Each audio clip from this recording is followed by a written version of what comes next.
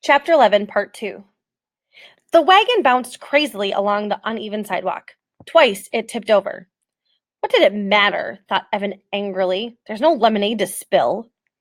By the time he got home, he had it all figured out. He looked in the kitchen trash and found 3 Ziploc bags inside out and sticky with lemonade. He shook the fruit bowl and noticed how few fruit flies took to the air. If he'd had the right materials, he would have dusted the cooler for fingerprints. But there was really no need for that. He knew what he would have found. Jessie was all over this one. That rat! That lousy, rotten, stinking rat of a sister, he shouted. He went back to the garage and kicked the wagon. He knocked the cooler to the floor.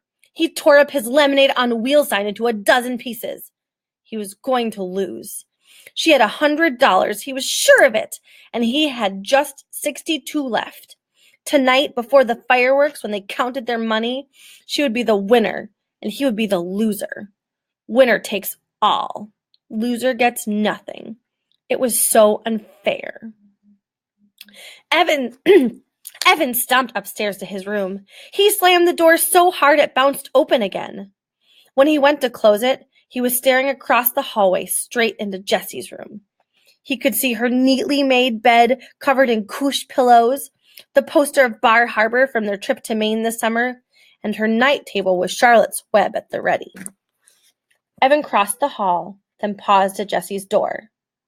There was the rule about not entering.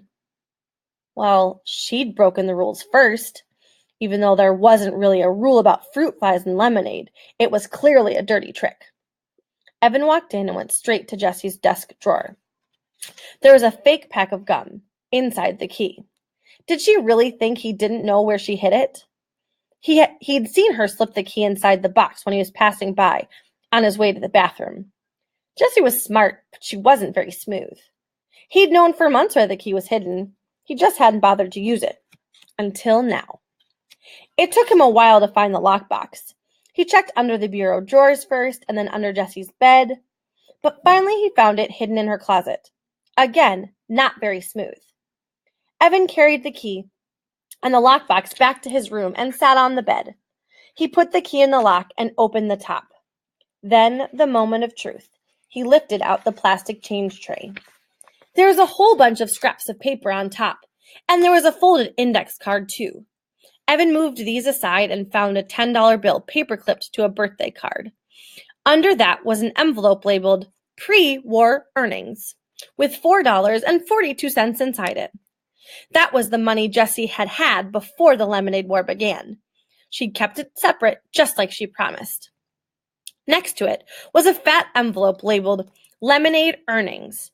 Evan opened the envelope.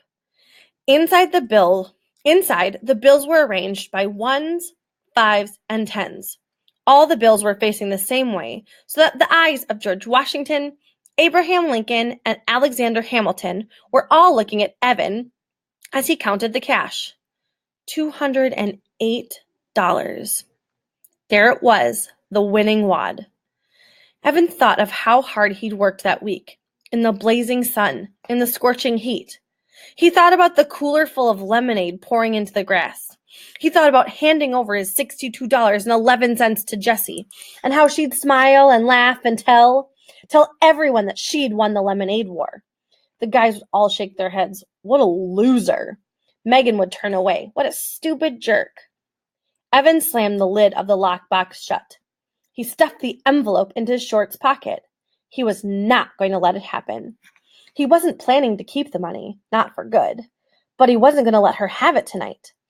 When it came time to show their earnings, he'd have $62.11, and she'd have nothing. He'd give her the money back tomorrow, or maybe the day after, but not tonight.